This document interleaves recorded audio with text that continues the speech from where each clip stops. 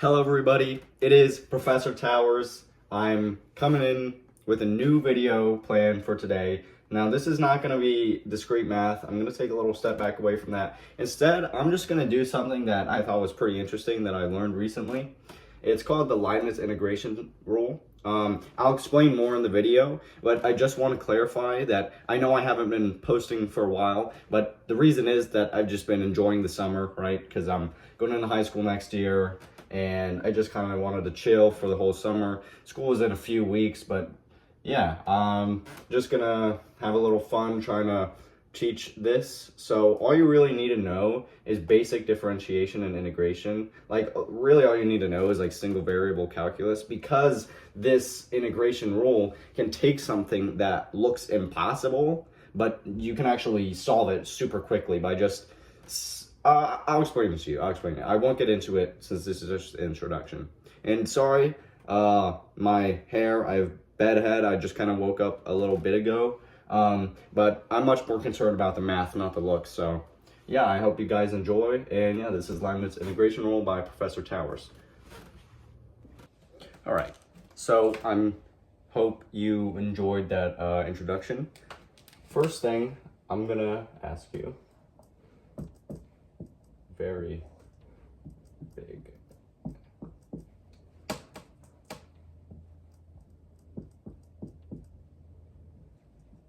If you were asked to solve this, what would you do? Now, most people's immediate thought is, let's just try U substitution or integration by parts. And let's just see. So if we say U equals ln of x, or the natural log of x, and then du would equal 1 over x dx. Well, we don't see 1 over x at all in the integrand, actually, so that's out of the playbook. And if we wanted to try integration by parts, this little natural log of x trapped in the denominator is going to make it super, like, way more complicated than it has to be, when we can actually use some rule that can solve this relatively easily. And it's actually was popularized by physicist Richard Feynman. It's called the Leibniz integral rule, or differentiating under the integral sign. So the way you do it is, instead of attacking the actual integral directly, you actually build like a function of it, like a more general function, and then you take that's derivative, and then we can destroy this natural log in the denominator and just integrate our way back up to the answer. So I'll show you that. All right, so step one, parameterize. So this is our integral, 0 to 1, integrand is x cubed minus 1 over the natural log of x with respect to x, or just, you can say dx. Now the first thing we're gonna do, like I just said to you, with this rule, we're gonna turn this into a more general function. So we can actually name this, I'm gonna name it I of alpha. And what this alpha represents, it's kind of creating a dummy variable, and we're gonna put alpha and replace it with 3. We'll replace it with the constant 3. And now we have somewhat of a function, right? We can plug something in for alpha and then get it. But the main goal of this we want, like we see from here, the main goal is actually finding what I of 3 equals, because that's what the integral is asking us to do, right? But like, you're probably confused because, well, how do you actually solve this if U substitution and integration by parts doesn't really seem to work that well? And how are you telling me that there's a way that you can solve this pretty easily? And I'll actually show you that. And I'm being serious. It is quite easy once you see what it is. All right, now we have step 2, differentiating with respect to alpha, which is our dummy variable we created in the last step. So let's just write this out. We have our function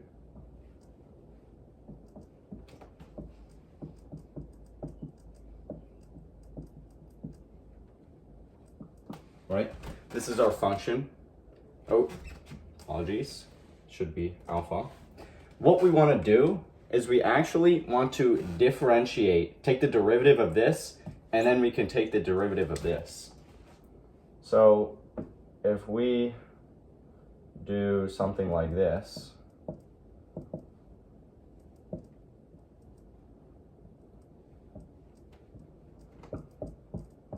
sorry, it takes a bit to write this out. Yeah, dx.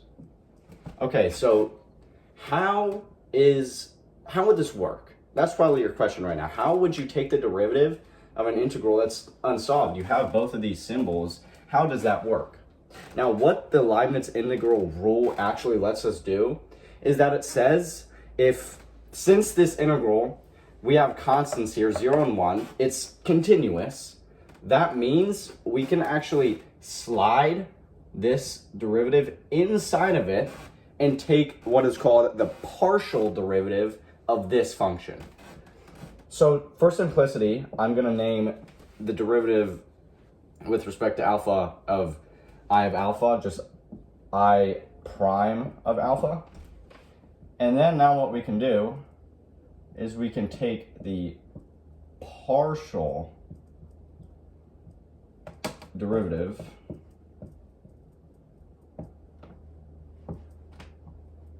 of the integrand. And here's where it becomes pretty simple.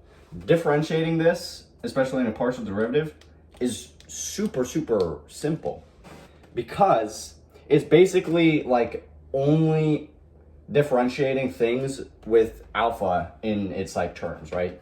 So x in this case is actually treated as a constant. And if you remember, taking the derivative of some constant raised to the power of some variable is actually the constant raised to the power of the variable times the natural log of the constant. So taking the partial derivative of this obviously is going to simplify, not that, is going to become this. That's the derivative of, so because in this scenario, x is treated as a constant. So this is what it's going to look like now. I prime of alpha equals 1 over 0. And then obviously this minus 1 is going to be 0. It's just a constant. We don't really care about that.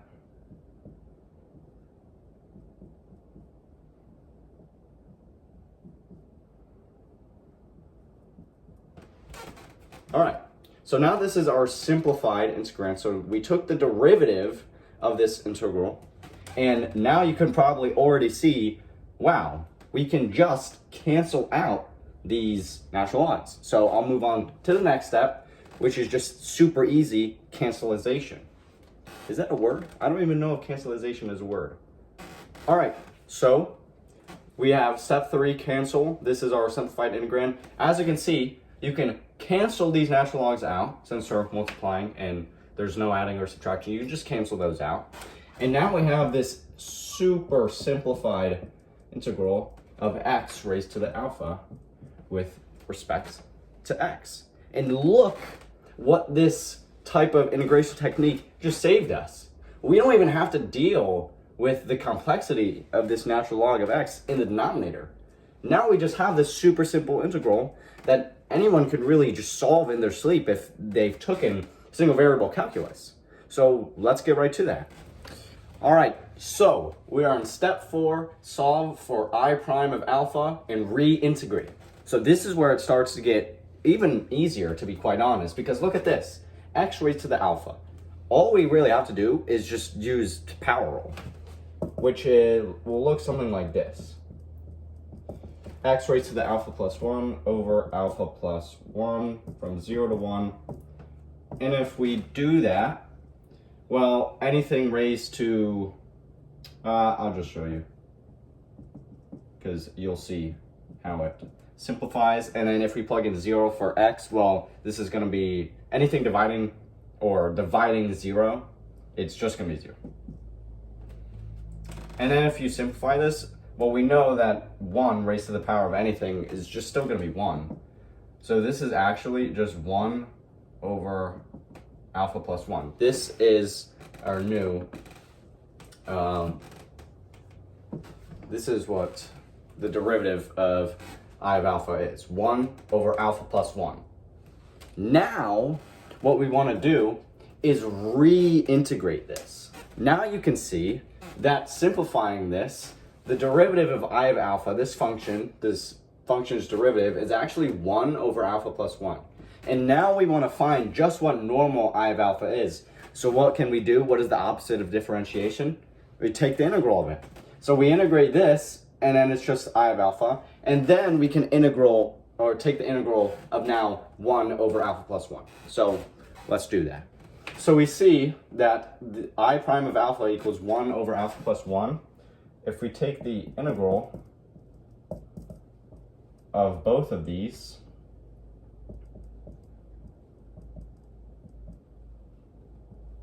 with respect to alpha, so obviously these, the derivative and the integral are going to cancel out, and we'll just have I of alpha. And then this is super simple as well. The integral of 1 over alpha plus 1 with respect to alpha is just going to be the natural log of alpha plus 1 plus c, which is some constant. But you're probably thinking, well, the integral we wanted to solve in the first place looks something like this. And notice how this is a definite integral. We need to solve for this constant. So how are we going to do that? Well, I'll show you.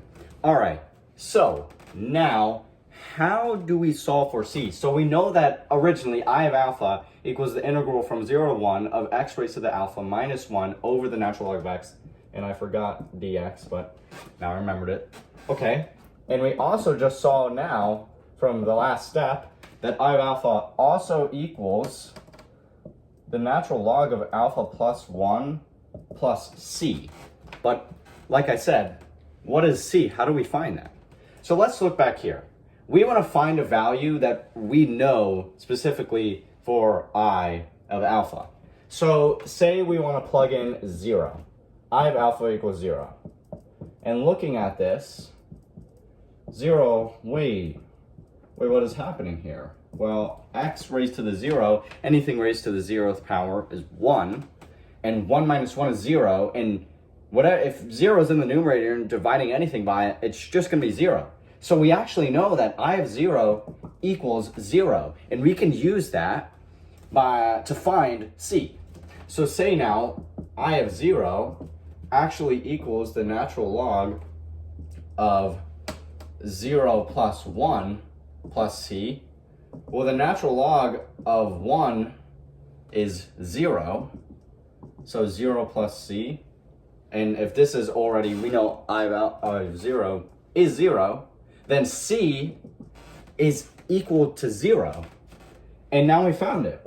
We found that I of alpha equals just 1 over alpha plus 1.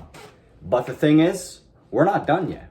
Remember our ultimate goal, right? Up here, our ultimate goal is, what is I of 3? But look at this. We just formulated a function that we can use without even having to do any integrating. And we can, oh, wait. Sorry about that.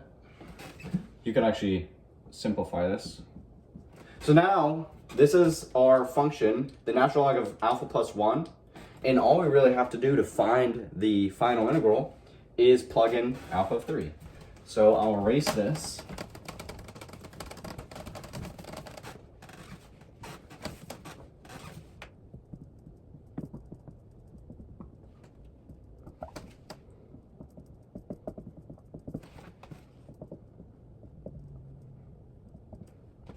All right, so now we have I of alpha equals the natural log of alpha plus 1.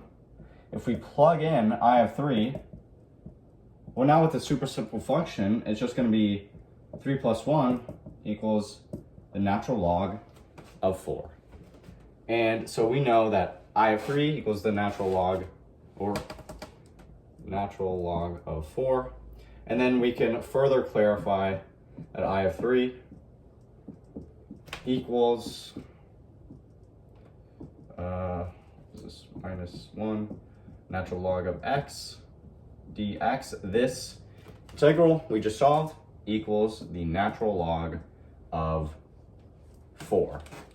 And yeah, this is the solution. So you can go through all those steps. You can apply this to different problems as well. Now, the thing is with the Leibniz integral rule, to actually do that, they have to be definite integrals, and they have to be continuous, just like this integral. But yeah, here it is. So the integral of 0 to 1 of x cubed minus 1 over the natural log of x with respect to x equals the natural log of 4. So yeah, I hope you learned something this video. If you did or you didn't, I hope it maybe gave you a spark, maybe to try and learn something new, try and learn how to do this. I hope I explained it to the best of my ability. I know I might have went a little fast, but now this was intended for someone who knew the basics of single variable calculus beforehand. Even if you didn't, I encourage you, go learn it. Learning math is an excellent thing to have in your life. Even if you're gonna do math all your life or do physics all your life, just knowing stuff like this just makes you more knowledgeable in general, just like any other things you learn. All right, guys, but I hope you enjoy this. We found the solution, and yeah, keep learning. Go learn some math. Hope you enjoyed this video. Professor Towers is out.